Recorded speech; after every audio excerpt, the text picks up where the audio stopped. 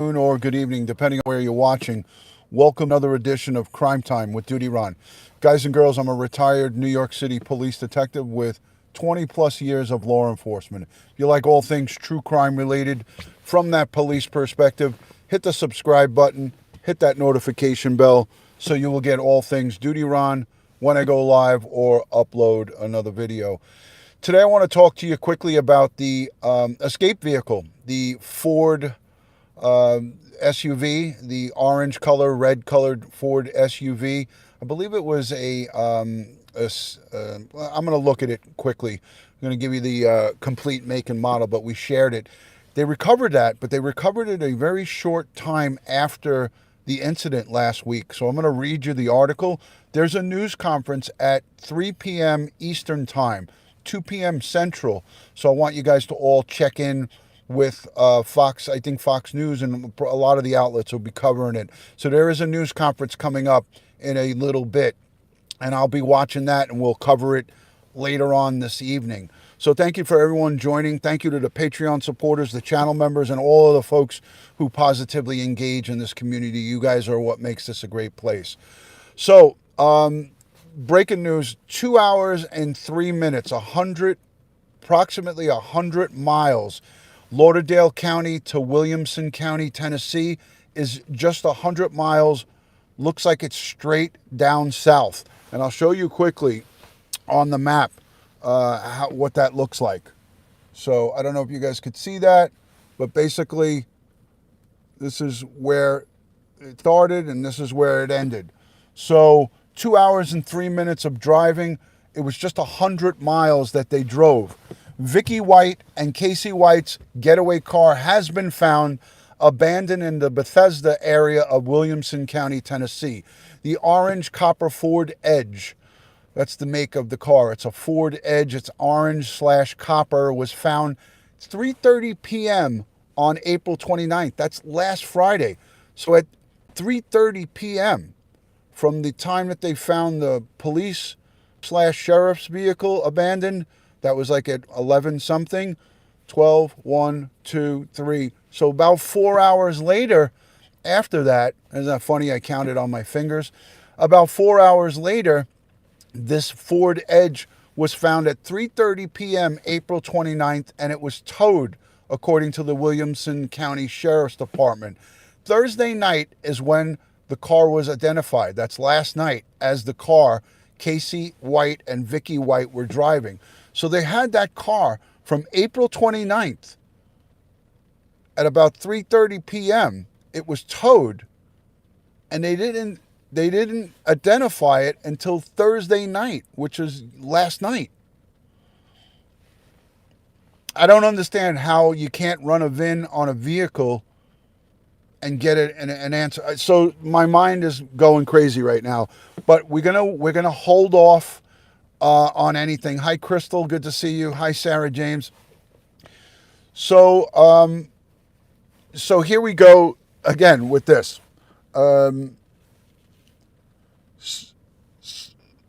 So, hold on a second.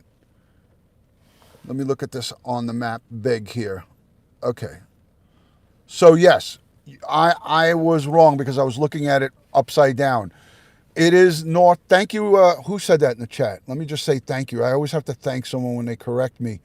So Sarah Jane says Williamson County is north of Florence, and she's right. So I was looking at it upside down. I wasn't looking at it. When I was showing it to you guys, it was upside down. So yeah, it just shows that it's north. So it's 100 miles north of Alabama into Tennessee. Thank you for that. Listen, we're human beings. We all make mistakes. So whoever corrected me, thank you. If it was multiple people, thank you for that. All right, so 2 hours and 3 minutes, 100 miles just north of Alabama into Tennessee. So that's what we're looking at here. Again, for those of you who are paying attention in the chat, thank you for that. Open Minds is crying. So let me finish this, reading this. Investigators from Lauderdale County are now heading to Williamson County. This story will be updated. And this was just about 15 minutes ago. So I just read this about 15 minutes ago. I had no plans to go live. I'm just basically sitting outside in the parking lot of my vehicle. I've been working on getting a retired US Marshal. One of my friends, if those of you who have been around here for a long time, those of you who remember, I've had my good friend Charlie. He's a retired Secret Service agent. He's joined us a few times on the Orrin and Orson West Sincere and Classic case.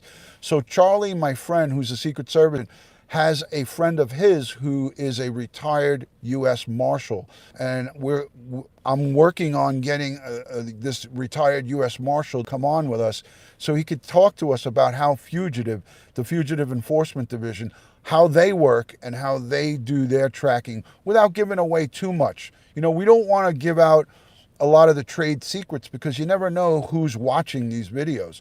So, but I thought it would be great to have him on. My good friend Gene Robinson has agreed to come on Saturday night, the day before Mother's Day, and come on with me Saturday night to talk about drone searching, to talk about the importance of drone searching in this case of Casey White and Vicky White. No relation meant here. So again, a look on the map here. If you look at the map, I'll show it to you full screen so you could see it. So this is a look at the map. This is the distance that they traveled from down here in Alabama in Lauderdale County all the way up and to. So it was almost like a semi-straight line straight up into the county of where Bethesda, Williamson County, Tennessee, where this vehicle was covered. So they dumped the car there and perhaps had another vehicle or somebody else working in concert with them to meet them up north. So there's a couple of possibilities that somebody met them here, and now you're talking about co-conspirators, or she could have driven another vehicle 100 miles up and then had someone drive her back. That doesn't make sense to me. But this is the map, and I want to just show it to you closely so you guys can see it.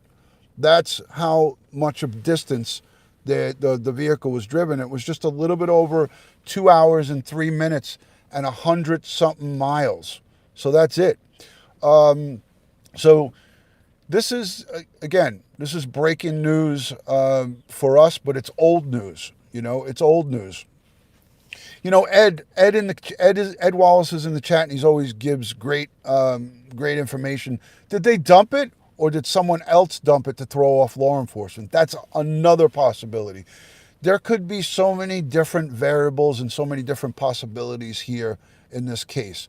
But listen, guys and girls, if you're first time watching Crime Time with DutyRon, please consider hitting the subscribe button, hitting the thumbs up, giving the algorithm a chance. Send out this to your social media platform. Share it onto Facebook. Share it onto Twitter. Share it wherever you can, because the more people that hear about it, the more people that are talking about it, the more chances of this to be getting out to the masses. But now at 3 o'clock Eastern Time, 2 p.m. Central Time, there's going to be a press conference. And I'm not sure how much information that press conference is going to reveal, but we do know that Vicky White and Casey White's getaway car has been found abandoned in the Williamson County, Tennessee area, just a short distance, 100 miles north outside of Alabama. Thank you, Fiberfloozy. Jill, thank you for the super chat. She says maybe she has purchased a couple of vehicles. Listen, she sold her home that was valued at $205,000 on an auction site for $95,000. So she wanted to get some quick cash, right? She wanted quick cash because that's how you orchestrate this. You need to have funds, you need to have a plan, and you need to have some people perhaps helping you. And they either have people helping them or they don't. But I would imagine that they have other people. And it's not her friends. It's not Vicky's friends. It's this criminal, this murderer. Casey White probably reached out to some of his friends on the outside. And I'm hoping that he did that, obviously, through a means that could be tracked. So 92 or 95,000, whatever it is that they got on that auction site, was just ridiculous. But when you're orchestrating a plan to break a murderer, someone who's getting ready to stand trial for capital punishment, that's a big on-taking, folks. That's a big on-taking, and it's so out of her character. You listen to her mother, you listen to friends and people from the community. They say that it's just so far out of her character. You know, people don't know what to think of this. People don't know what to make of this. Like, how does one person that is representing law and order go so wrong and go so bad? Is the manipulation, is that Stockholm syndrome here in effect? Is the manipulation so strong by Casey White? Is he that good of a manipulator? Now, Brian Enton, our good friend from News Nation, is going to have a special tonight at 8 p.m. News Nation, Brian Enton he's boots on the ground in Alabama, and he is going to interview, or has already interviewed, the district attorney over in Lauderdale County. So Brian Enton has not only gotten some great interviews and has gone to Vicky White's former home that she sold, he is also going to be interviewing, hi Elba, good to see you. Crochet Me Pink, good to see you too. He is going to interview the district attorney from Lauderdale County. I don't know how much information he's going to get from that district attorney, but it's going to be good to hear where they're going with this, and where we're at with it. And I'm hoping that they don't give too much away in the shop. And I want to also say this: the sheriff there, Singleton, he put out some misinformation, and he manned up and immediately said that he put out bad information. It was reported on this channel and on the news and by the sheriff that Vicky White physically went and visited Casey White while he was in prison, while he was in the other institution. That turns out to be a false report. The sheriff said he spoke wrong on it. It's got my head, things that make you go, huh? My head was spinning when I saw that. A couple of people in the chat down below, and I love the replay viewers. I love the super love that you guys give, the super thanks, and the replay comments. In the replay comments, I was put on to that people were saying she never went to visit him. It was just by phone. And I was like, wait a minute. I read and I heard the sheriff himself, I personally heard him say that she visited him twice. And he retracted that. He withdrew it. By a show of hands here in the chat, who heard the retraction and who was like shocked at that? I was just like, what is going on here? And are we in the twilight zone on this case? Is this case, like, it's making my head spin? So the sheriff misspoke on it. He put it out there and then he retracted it on video. I not only read that, Nancy, right? I not only read that, but I heard him say it. Beth, I respect the sheriff as well, but Beth, when you're putting out a very important story, you need to have the details. As detectives, we dot our I's and cross our T's. I worked in the Fugitive Enforcement Division for over a decade. I went out and hunted evil. I went out and found people that went on the run. Not quite in the caliber of this guy, but we definitely did hunt down people who were stand accused of very heinous crimes. And it is a very painstaking operation because you have to have all your information. We used to always say we have to have our ducks in order. You have to have all your ducks in order. And if you don't have your ducks in order, zip it. Don't say anything. So unless you're 100%, 1000% sure on what you're saying or what you're talking about, then don't talk about it. Because misinformation puts things it makes resources, and it makes other investigators that are on the case and people who are following the case, it makes your head just go. So again, I can't overemphasize how important it is US Marshals, the US Marshals are the premier law enforcement arm of the law that go out and hunt these folks. And Gene Robinson from SAR Drones, he has agreed to come and talk to us about the importance of searching when people are on the run in remote areas and searching with drones and how important they are. But he told me something that's really bizarre. Gene Robinson, who knows people who are active U.S. Marshals out of the state of Texas, he said that the Marshal Service refuses to use drone technology to search. They want to search on the ground, they want to search by horseback, and they want to do good old-fashioned gumshoe work, boots on the ground, detective work, walking and finding their subjects the old-fashioned way. They do not use drones. And when Gene told me that today, I was like, what? They're not even embracing the technology? And Gene said, no, they do not embrace that technology. I was shocked. So yeah, this whole case is the Twilight Zone. Very good, Fran. I agree with you. So Sheriff Singleton retracted the statement of Vicky White going to prison and visiting Casey White. I don't know what is going on, but whatever she did, whether it was phone calls, whether it was correspondence, it is all going to be tracked and written down. So I'm hoping that these facilities kept good records, and I'm hoping and praying that everything is, monitored. All the phone conversations are monitored. I think it's almost a give me in a prison that all of the correspondence is monitored by electronic means. So Bonnie Walker, she says, follow the money. Absolutely. You got to follow the money. But you know what? By a show of hands here, who knows, $91,000 or $95,000 can get spent very fast. When you're on the run, you have to buy things, you have to pay higher prices for things. That money is not going to last a lifetime.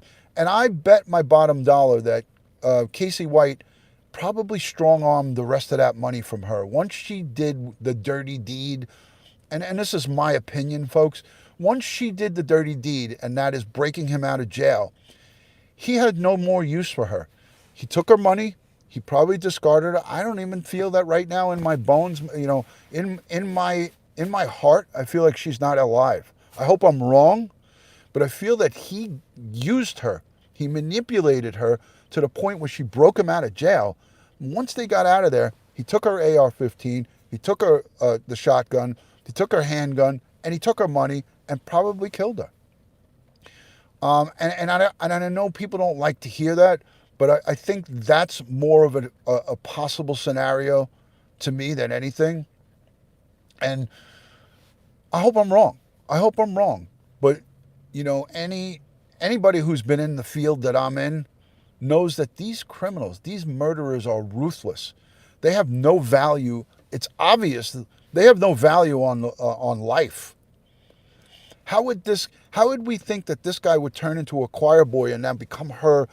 He's 38 and she's 56. I'm not saying that, the age difference is the game changer, but represents law and order. He represents death and destruction. How do those two come together? They're not going to come together. He's not going to be like, oh, you broke me out, I'm your bestie for the rest of our lives. That ain't happening.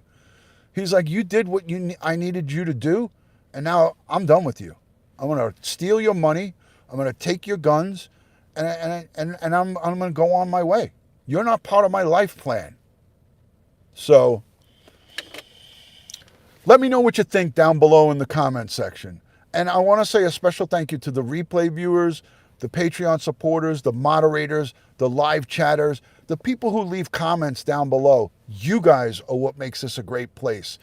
And you know what? Just because this breaking news has come about, a recovery of this vehicle, the only way that this vehicle recovery is going to be extreme significance, and Ed Wallace said it yesterday, is if, God forbid, Vicky White's blood is in that vehicle or his blood is in that vehicle. That's the only way that this recovery of this vehicle is going to be of any significance. So I would say the 3 o'clock news conference, 2 p.m. Central Time, that's coming up in 15 minutes or a little bit more, won't be really significant unless there was items left behind in there or blood. So the vehicle, I'll read it to you again. Vicky White and Casey White's Getaway car has been recovered. It was found abandoned in Bethesda area of Williamson County, Tennessee, just north of Alabama, 100 miles of Lauderdale County. The orange copper Ford Edge was found 3:30 p.m. April 29th and towed, according to the Williamson County Sheriff's Office. Thursday night, that was last night, is when it was first identified as the car Vicky White and Casey White were driving. Does anybody, by a show of hands, find that odd and off-putting that the vehicle was found last Friday at 3:30 and we're just hearing about it now? I could give you just one or two scenarios of why we're just hearing about it. A, they had to do a forensic scrub. B, they had to do their due diligence and figure it out. But 1 whole week, 7 days? I mean, if that happened here in New York City the next day or the day after, we would have a positive identification and would have that released.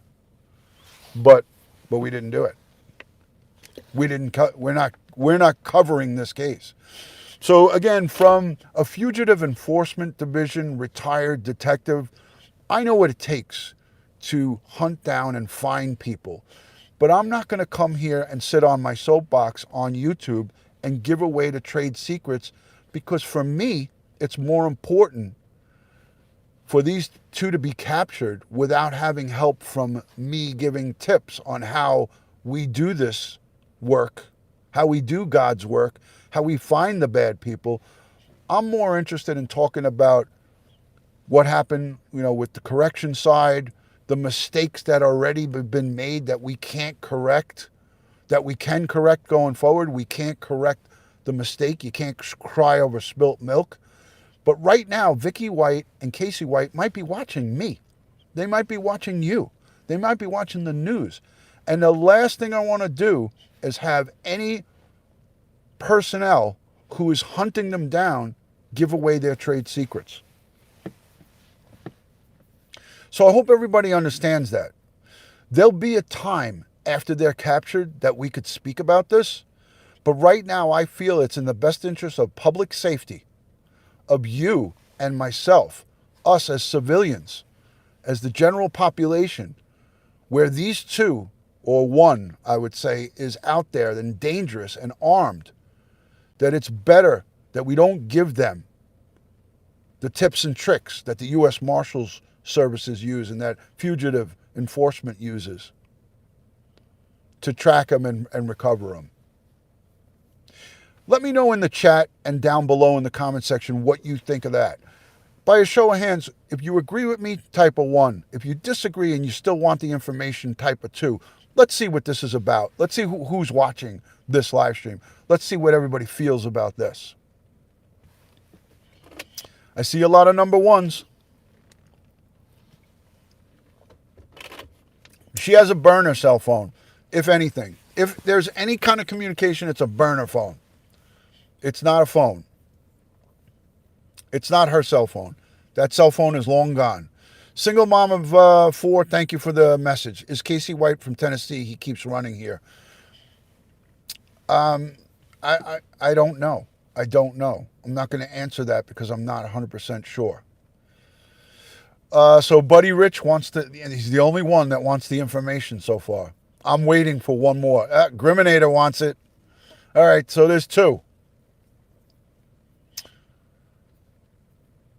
So I saw 2 number 2s. Thank you. Thank you for everyone being on board. Jeffrey Crowley, Marlene, 10-9 says a 1.25. Thank you for being honest. Thank you. Brenda, Laurel. Oh, hell no. Brad is the third one, number 2. All right, Brad. I got your number, Brad. Crafty Things by Molly. She's a number 2. All right, so again, you could probably find that on other channels, but you're not going to find it here. What I'm saying is I don't want to help these scumbags any bit. If you want to help them and give them the upper hand on how investigators track people, then that's on you. I don't do that. That's not me. I want this murderer back off the streets. This guy has killed people, and he will kill again. If you come across him, Brandon's sending a 3 now. If you come across this crew, and I'm sure he's not alone now. You know, taking Vicky out of the picture, I'm talking just about Casey White. If you identify him and try to stop him, he's going to kill you. That's a fact. If you try to stop this guy, he is not going to lay his arms down and say, okay, you got me. A trained law enforcement professional stops him, it's going to be a shootout. What does he have to lose? He's already serving 75 years. He's 38 years old. Do the math.